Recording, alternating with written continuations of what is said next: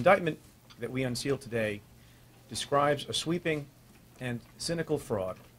It charges 14 people with an almost decade-long scheme that ripped off banks, welfare programs, and taxpayers, and a 15th person who committed welfare fraud. The scheme ranged from 2004 to 2014, as alleged, from Brooklyn to Harlem to Orange County. The individuals charged today alternately played the part of prince or pauper, depending on which scam was being perpetrated.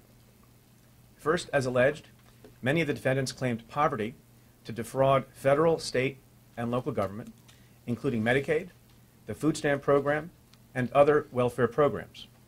They paid little or no income taxes, all to divert money to their own pockets, money for government assistance that should have gone to those who were truly in need and who were actually deserving of welfare. At the very same time, many defendants claimed considerable wealth to qualify for high-dollar mortgages. This enabled them to defraud banks both on their way into loans as well as on their way out of paying them back, resulting in millions of dollars of losses to those banks.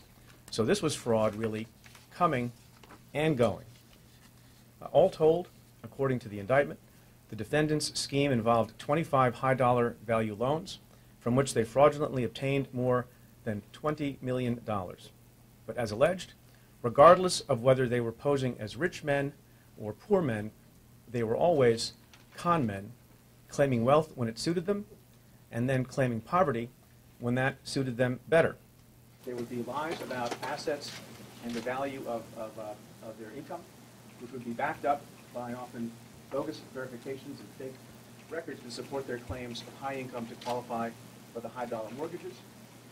They would obtain a loan based on those fraudulent pretenses, distribute the cash obtained from the loans to various co-conspirators, and then pretty quickly in the scheme, they would then default on the loan, not paying them.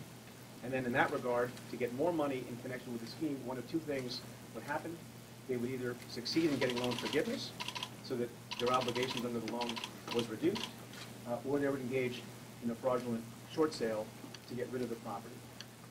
As you can see from the description of the case in the indictment, if you take a moment to read it, the scope of the scheme described is breathtaking in its brazenness. People claimed to be millionaires when it suited them, and they claimed to be homeless when it suited them better. The defendants pretended to have multiple properties and assets when they pretended otherwise to be destitute.